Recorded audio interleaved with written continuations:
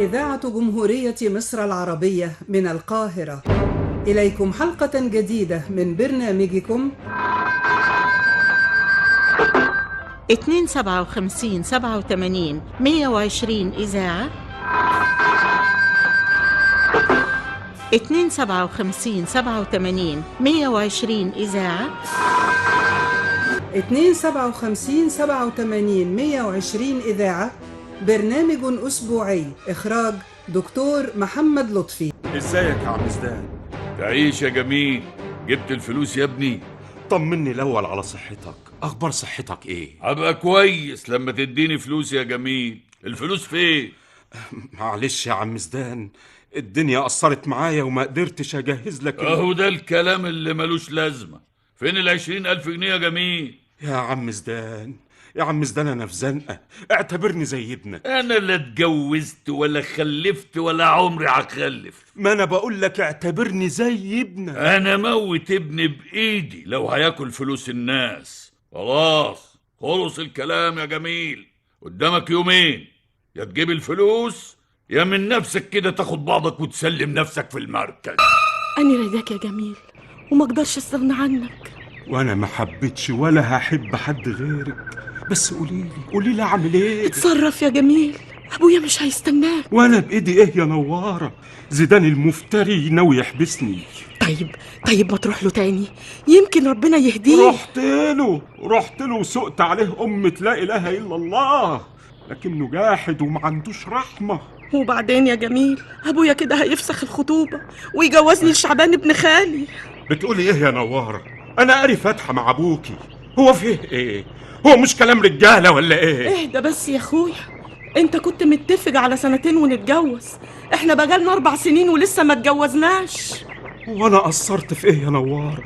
ما كل حاجه على يدك وقدام عينك. ما كان معاك فلوس غربة 2 راحت، وكل مشروع عملته خسر وخسرني. انا مش عارف ايه الحظ ده حاجه هم الهم. اتصرف يا جميل، ابويا ما بيهزرش. الليله هعدي عليه واشوفه عايز ايه، وربنا يهدي الحال. عايز ايه من الدنيا يا زدان؟ ده انت رجلك والقبر. انا هعيش لغايه ما ادفنك انت وعيالك يا حسان. يا راجل لم نفسك، ده انت لا عيل ولا تايل، بتلم الفلوس لمين؟ انا بحب الفلوس. ايه دخلك انت؟ وبعدين ال5 قراريط اللي انت رايح جاي تتباهى بيهم وتقول انا عندي قرب، كلها اول الشهر وهيبقوا بتوعي. وهقعد فيها واتفرج عليك وانت بتشحت انت وعيالك. قطع لسانك ورقبتك قبل ما يحصل ده. فلوسك كلها اسبوع وهرمهم لك على الجزم. وماله؟ يا ريت تبقى ذكر وتصدق في كلامك. انا طول عمري ذكر وجد الكلام، وهتشوف يا زدان انا وعيال الرجاله هنعمل ايه. بقول لك ايه يا حسان، ما تبيع لي عيل من عيالك يخدم عندي في الدار وقصاد نص ديونك. عيالي ما يتجلوش بالذهب يا زدان، لانهم رجاله من ظهر راجل، مش زيك يا شايب يا عايب. براحتك يا حسان يا ابو الرجاله. فلوسي اول الشهر. هنا عشنا يا زدان، ده انت جدر شطاني، والحمد لله ما فرعش. انا لو عايز عيال كنت اتجوزت وخلفت، اجيب عيال اصرف عليهم واتداين واذل نفسي زيك. ومين العيلة اللي ترضى تناسب واحد مرابي زيك؟ ويا وارث مين يورثك؟ ماشي يا حسان، انا هوريك وخلي رجالتك ينفعوك. هنشوف. انا لسه بصحتي يا حسان، مش زيك الفقر والحوجة كلوا صحتك. يلا يا ابو العواطلي.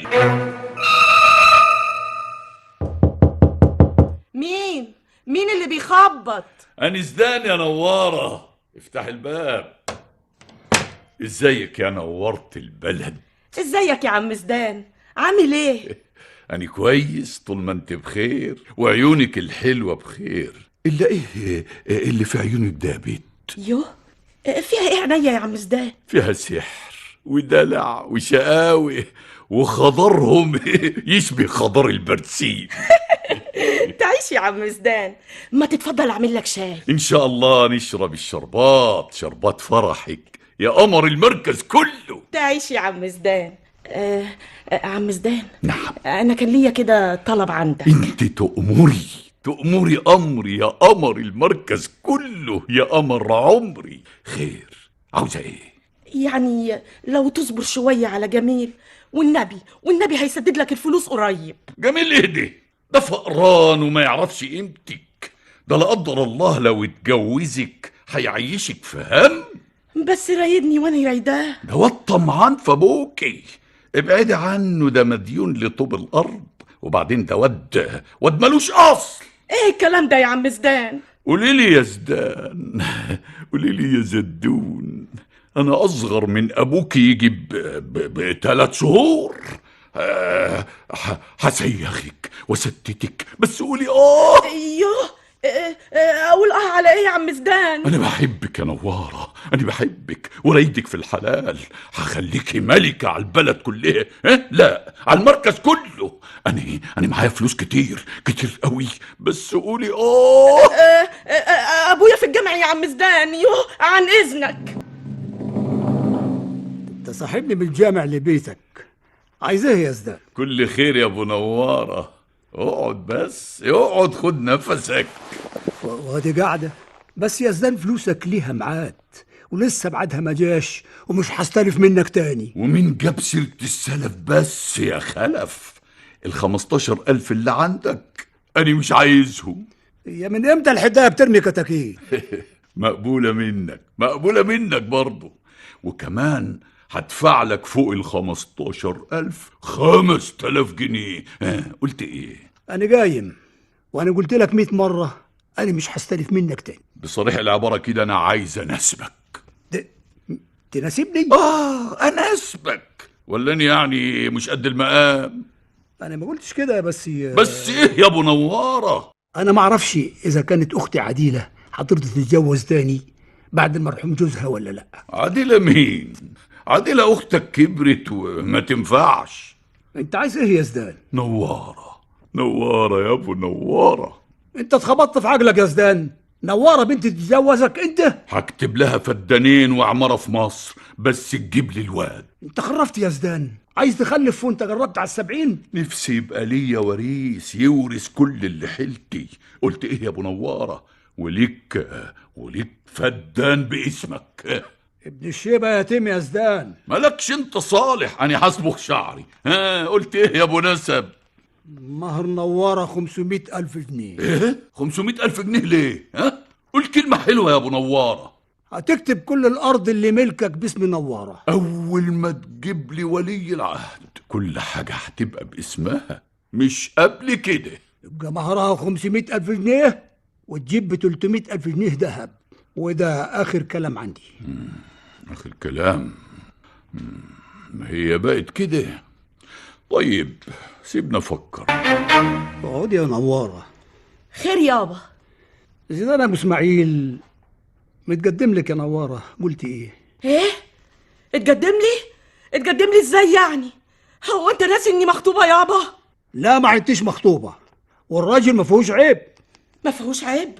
ده هو العيب نفسه يابا احنا جاريين فتحة، مش خايف تنقلب علينا؟ اتلم يا بت، انا ما قعدتش في الفتحة، بس احنا كنا متفقين على مدة معينة والجميل هو اللي خلف ميعاده. المهم زيدان هيدفع لك 500,000 جنيه مهر. قلت ايه يا بت؟ ده قدك في السن يابا، ده انا بقول له يا عم زيدان اتجوزه، بس ازاي يابا اتجوزه ازاي يا ناس؟ انا قلت اللي عندي وخلاص، والخميس اللي جاي زيدان جاي يقرا فتحي. ايه اللي جابك يا مبروكه؟ وفيها ايه النجيلة؟ هو انا مش مرتك ولا ايه يا زدان؟ كنت مراتي وكل واحد راح لحاله. عايزه ايه يا مبروكه؟ عايزة حق يا زدان، الفدانين اللي ورثتهم من ابويا وانت خليتني اكتبهم لك. وطي صوتك، الحيطان لها ودان.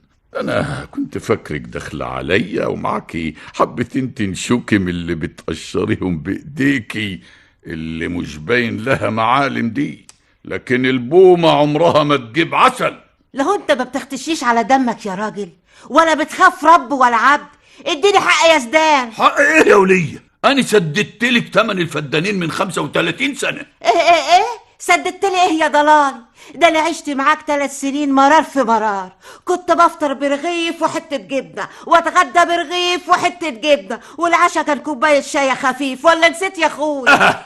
اهو الحق خرج من لسانك المر. هو العيش ده كان ببلاش ولا بفلوس؟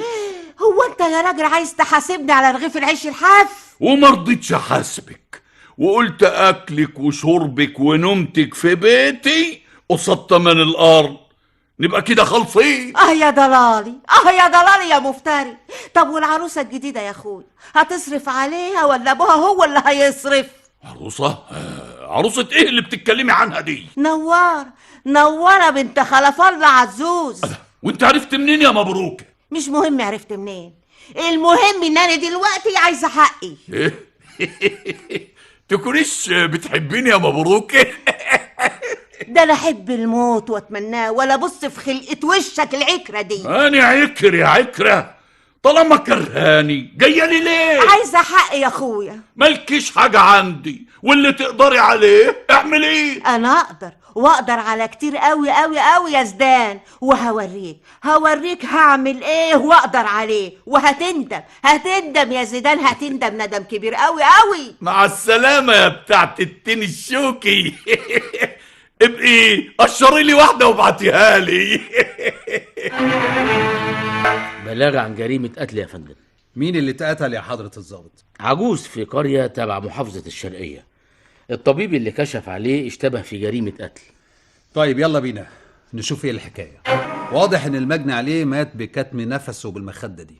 تمام يا فندم، وكمان واضح ان المجني عليه كان يعرف الجاني يا فندم. فعلا يا حضرة الضابط، لانهم كانوا قاعدين في اوضة الضيوف. مين المشتبه فيهم يا حضرة الضابط؟ المجني عليه مكروه جدا في البلد يا فندم، كان راجل مرابي ومضايق ناس كتير قوي في البلد، وكان متجوز واحدة ست بتبيع تين شوكي وطلقها من مدة طويلة. ده واضح انه كان شاري من عندها تين شوكي.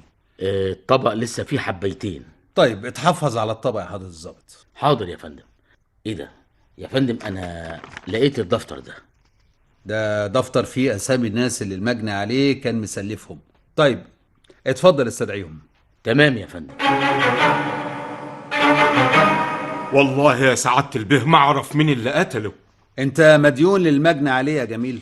ايوه يا سعادة البيه، ما اقدرش انكر، وكان الله يرحمه بيقسط لي 1000 جنيه كل شهر. تحرياتنا اثبتت ان المجني عليه كان ناوي يطالبك بالكمبيالات اللي واخدها عليك. ايه صحة الكلام ده؟ ايوه حصل يا سعادة البيه، بس انا اتفقت معاه انه يقسط لي والله يرحمه وافق.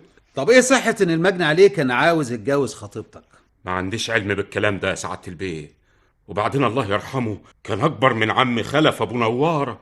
اخر مرة شفت المجني عليه كان امتى؟ يجي من اسبوع يا سعادة البيه، لما اتفقنا على تقسيط المبلغ. مين ممكن يقتل المجني عليه يا جميل؟ معرفش يا سعادة البيه، بس في ناس كتير كانت تتمنى تقطع رقبته مش تسممه. الله يرحمه يا بيه، كان جوزي وطلقني لاني ما بخلفش. كان في اي خلافات بينك وبين المجني عليه يا مبروكة؟ ابدا يا سعادة البيه، احنا دخلنا يا اخويا بالمعروف وخرجنا بالمعروف. امبارح الساعة 11 الصبح انت كنت عند المجني عليه في بيته، ليه يا مبروكة؟ سمعت يا بيه انه ناوي يتجوز بنت الحاجة خلف، رحت انبهه واقول له ان الراجل ده بيكره كره العمى. وكان رد المجني عليه ايه؟ قال لي خليكي في حالك مالكيش دعوه. التين الشوكي ده من عندك؟ ايوه يا سعادة البيه، انا كنت واخدهوله، الله يرحمه كان بيحبه قوي قوي. تحرياتنا اثبتت ان المجني عليه استولى على ورثك من ارض والدك. ايه بقى صحة الكلام ده؟ ما حصلش يا سعادة البيه. مين اللي قتل زيدان يا مبروكة؟ ما اعرفش يا سعادة البيه، بس هو ما كانش عنده تلاجة، ممكن كده يا اخويا لا مؤاخذة تكون حية بخت في اكله فالسم ومات. حسان، انت ليه كنت متأكد ان هو جوه البيت؟ مش ممكن يكون بره البيت؟ الوقت ده يا سعادة البيه كان وقت الأيالة، والله يرحمه ما كانش بيخرج في الوقت ده. حسان، انت هددت المجني عليه بانك هتقتله ما حصلش يا سعادة البيه، ما حصلش. احنا ما فيش بينا غير كل خير. طب انت مديون للمجني عليه بكام؟ دي حسبة بسيطة سعادة البيه. كام يا حسان؟ يعني حسبة 2000 جنيه يا سعادة البيه. مين اللي قتل زيدان يا حسان؟ العلم عند الله يا سعادة البيه، أنا راجل كبير في السن. الله يرحمه كان هيبقى نسيبي. انت وافقت انه يبقى جوز بنتك يا خلف؟ ده احنا نتشرف يا سعادة البيه. وبنتك وافقت؟ وكانت طايرة من الفرح، هي هتطول تتجوز أغنى رجل في البلد. يا ريتني لحقت أكتب الكتاب. انت كنت مديون للمجني عليه يا خلف؟ بقول لك يا سعادة البيه، ده كان هيبقى جوز بنتي، يعني فلوسه هي فلوسي. طب آخر مرة زرته في بيته كانت امتى؟ يجي من شهرين، لما استلفت منه قرشين لزوم الزرع. وسددت اللي عليك يا خلف؟ مش قلت لك يا سعادة البيه فلوسه هي فلوسي؟ الله يرحمه. مين قتل زيدان يا خلف؟ جميل، لأنه كان مغلول منه عشان موضوع نوارة، ممكن يكون خنقه. نوارة، انت وافقتي على جوازك من زيدان؟ ما حصلش يا سعادة البيه، أنا مخطوبة لجميل. انت تعرفي بيت المجني عليه؟ أعرفه يا سعادة البيه، بس عمري ما رحت له أبدا. جميل خطيبك عرف ان المجني عليه طلب يتجوزك؟ لا، أنا ما رضيتش أقول له لحسن يتهور يا سعادة البيه، خصوصا إنه كان إيه يا نوارة؟ كان مديون لزيدان بفلوس كتير، وزيدان كان جاب لها مهدده إنه هيحبسه. مين يقتل زيدان يا نوارة؟ ما أعرفش يا سعادة البيه. تقرير المعمل الجنائي وصل يا فندم. ايه رأي حضرة الضابط؟ المجني عليه ذكر في العقد السابع من عمره تم قتله عن طريق كتم أنفاسه بوسادة من القطن. من فحص معدة المجني عليه تبين وجود سم فئران مختلط بالتين الشوكي الذي تناوله المجني عليه، مما تسبب في إصابة المجني عليه بالتسمم. بفحص حبات التين الشوكي الموجود في الطبق تبين حشوها بعدد من حبات سم الفئران. لا توجد بصمات على الطبق سوى بصمات المجني عليه ومبروكة. واضح إنها جريمة صعبة يا فندم. فعلا هي جريمة صعبة، بس لو فكرت في أقوال وتصرفات المجني عليهم هتعرف مين الجاني يا حضرة الضابط. مين يا فندم؟ الجاني هو...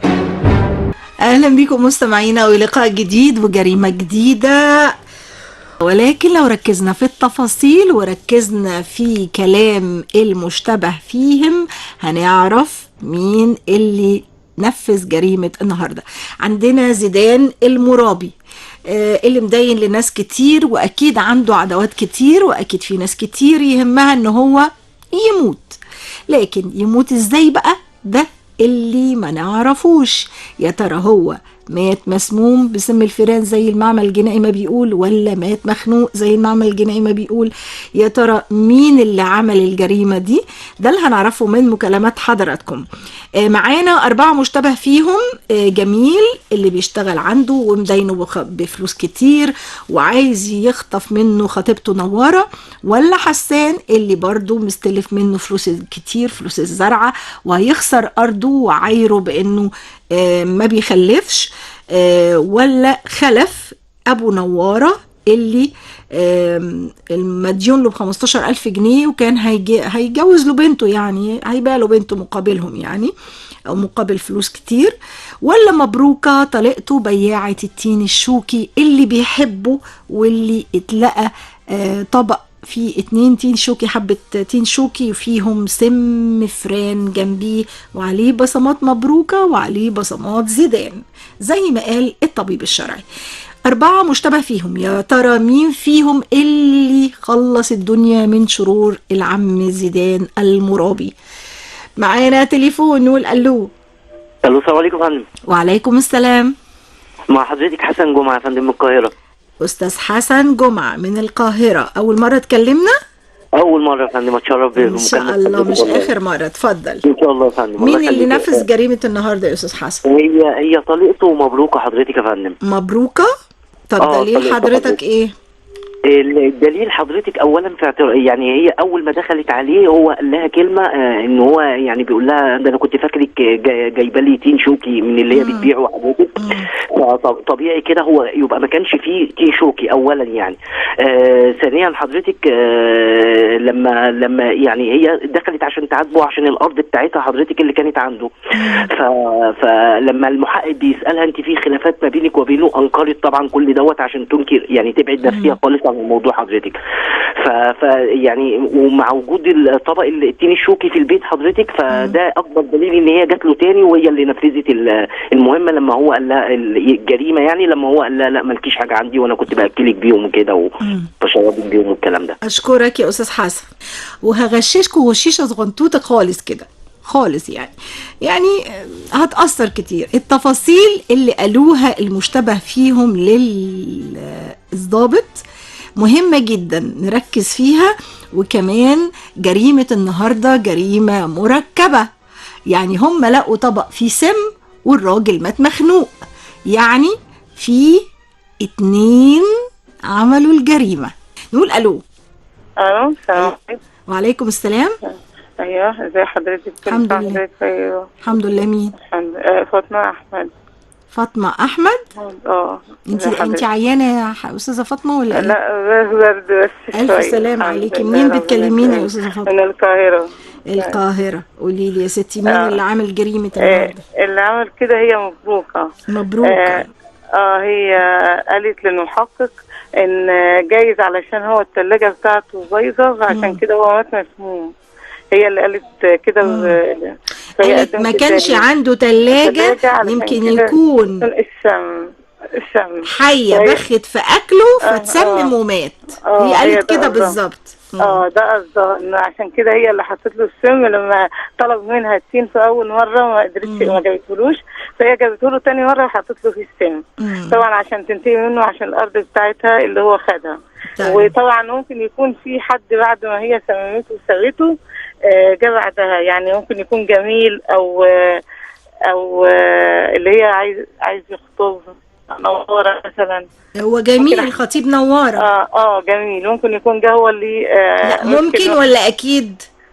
اكيد ممكن يكون هو اللي جاب المخدة وكتم نفسه علشان بعد كده لما الاقيه هو مسموم مثلا فحب يتخلص منه عشان هيتجوز خطيبته. شكرا ليك يا فاطمة، شكرا جزيلا. معانا تليفون، نقول الو. الو. ايوه، صباح الخير. صباح النور. ازيك يا استاذ عبير؟ الحمد لله. مين معايا يا فندم؟ مع حضرتك علا فتحي. علا فتحي، منين يا علا؟ من الهرم. الهرم. قولي لي يا علا، مين اللي خلص الدنيا من شرور زيدان؟ هو حضرتك هي مبروكه، هي راحت بطبق السم فعلا في التين، بس هو ما كلوش. هو بابا اللي كان هيخطبها هو اللي دخل وخنقه قبل ما ياكل من السم. عشان هو قال ثانيه واحده، يعني مبروكه راحت بطبق التين المسموم. التين بس هو ما كلوش لان هو الطب الشرعي قال ان هو مخنوق. فهو باباها لما راح هو طبعا عارف فدخل عادي. بابا مين؟ عنده اللي هي كان هيخطبها. خلف. لان هو قال ممكن يكون جميل هو اللي خنقه وهو ما يعرفش ان هو مات مخنوق. بس هو ما كلش من السم. يعني هي اللي كان متجوزها قبل كده مبروكه صح؟ هي راحت فعلا بطبق التين عشان بصمتها عليه، انما ابوها هو اللي راح وخنقه، ما كانش لسه كل السم. شكرا ليكي يا علا. العفو، ميرسي ذوقك يا استاذ عبير. نعرف نستفيد من الموضوع ده ايه؟ ما ناكلش تين شوكي. لا ما نقدرش. شكرا ليك يا علا. عم زيدان راجل مرابي ومتصابي وعايز يخطف نوارة من خطيبها جميل ومدين كل البلد، فكل الناس عايزة تتخلص منه. أولهم مبروكة طليقته بائعة التين الشوكي اللي بيحبه تمام، بيحب التين الشوكي قوي ولقوا جنبيه طبق فيه 2 تين شوكي فيه سم فران، لكن الراجل مات مخنوق. يا ترى مين بقى في المشتبه فيهم، جميل ولا حسان ولا خلف ولا مبروكة اللي موته؟ ده اللي هنعرفه من مكالمات حضراتكم زي ما غششتكم. اللي عمل جريمة النهاردة اتنين خلصوا على بعض. مين معانا؟ نقول الو. الو، صباح الخير. صباح النور. ازيك يا استاذ عبير؟ الله يسلمك. معاكي ممدوح موسى اسحاق من القاهره. ازيك يا استاذ ممدوح؟ الله يسلم حضرتك، عامله ايه؟ الحمد لله. النهارده اللي حطت السم في التين مبروكه. تمام كويس. واللي خنقوا بالمخده خلف. ليه؟ لان خلف في اثناء التحقيق بيقول ايه؟ بيقول هو مات، انا حتى ما هو مات مخنوق. طب الظابط ما قالوش ان هو مات مخنوق، هو اتهم جميل، قال يمكن يكون خنقه. فهو اللي عرف جاب السبب ان هو اتخنق بالمكان، فهو اللي خنقه هو بالمكده هو خلف، واللي حطيت له السم في التين مراته اللي هي طليقته. اشكرك يا استاذ ممدوح. شكرا. ومعانا تليفون، نقول الو بسرعه يا جماعه عشان وقتنا قرب ينتهي ولسه لغايه دلوقتي نقول الو. الو. ايوه. السلام عليكم، ازي حضرتك يا استاذ عبير؟ وعليكم السلام حبيبتي، مين معايا؟ منى مع حضرتك. منى ايه؟ منى محمد نبيل. منى محمد نبيل.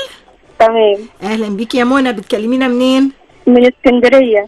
احلى ناس واحلى جو واحلى بحر. قولي يا منى.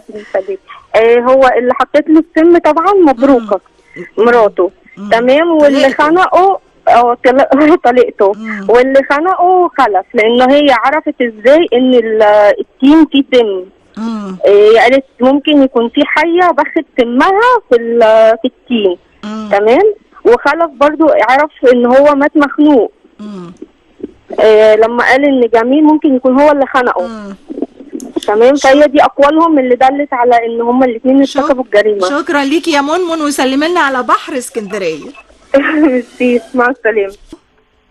الو. الو. ايوه. عليكم. وعليكم السلام. ازيك يا استاذ عبير؟ الحمد لله يا فندم، تعرف بيك؟ امام احمد عبد المعطي من القاهره. امام احمد، ازيك يا شيخ امام؟ جده امام بقى. جده امام. الله ينور عليكي. والله كان بيقولوا زمان شيخ امام، والله بجد يعني. اتفضل. كنت احب اصلي في المسجد واحافظ على الفروض يعني، الحمد لله. ربنا يديك الصحه يا فندم. اتفضل. الله يخليك. مين اللي عمل جريمه النهارده؟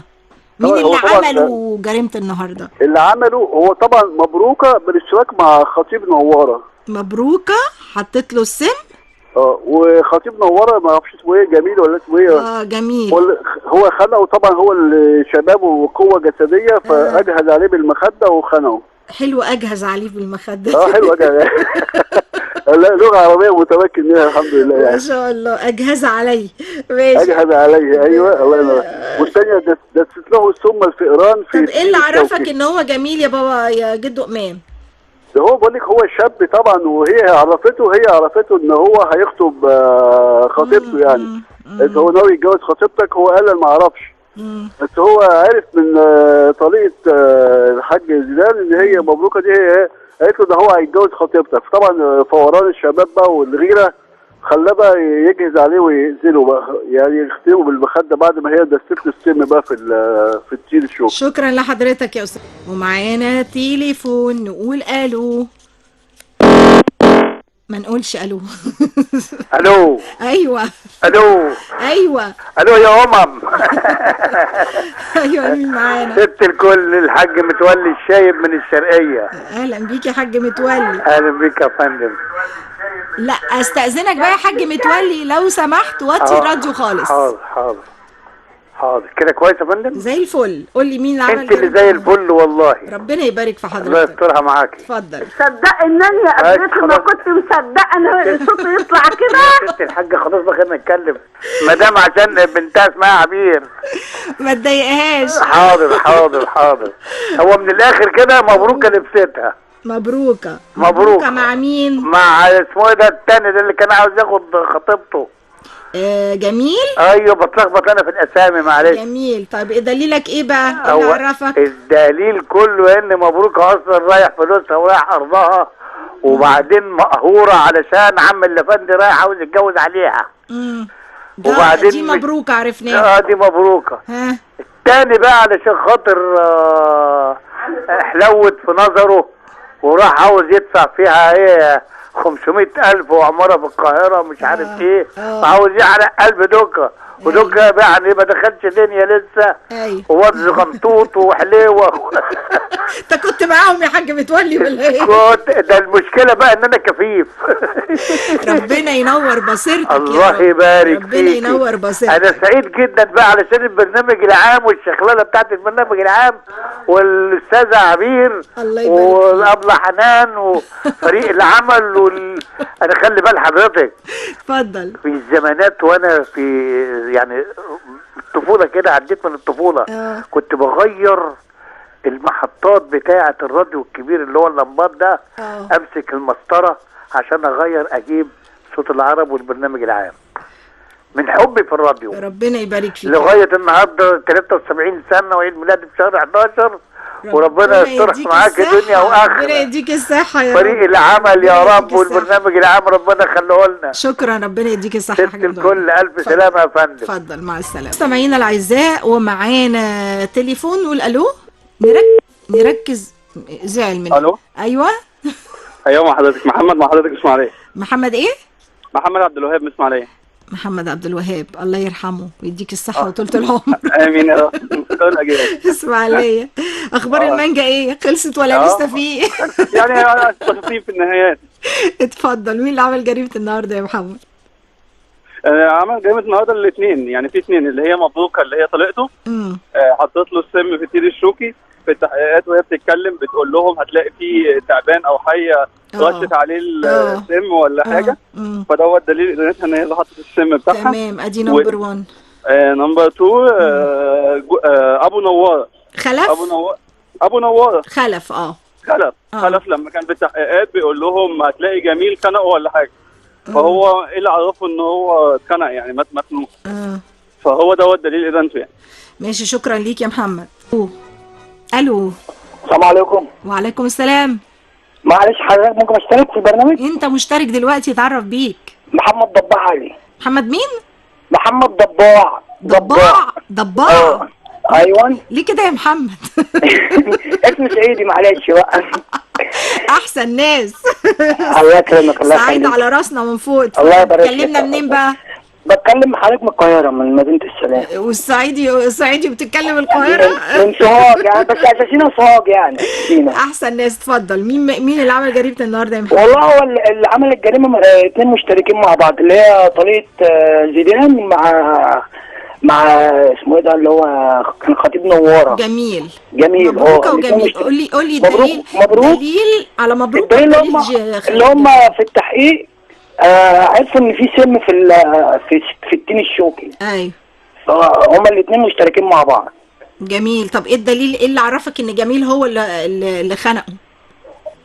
لا هو مش جميل، اللي خنق اللي هو خلف، عشان هو خلف قال له ايه ممكن يكون جميل هو اللي خانه. بص بقى، بص يا محمد، عشان انا تهت مني كده دلوقتي. مين اللي عمل الجريمه؟ احنا قلنا 2 مشتركين في الجريمه صح؟ اللي هو مبروكة جابت له التين الشوكي المسموم. مين بقى اللي خنقه؟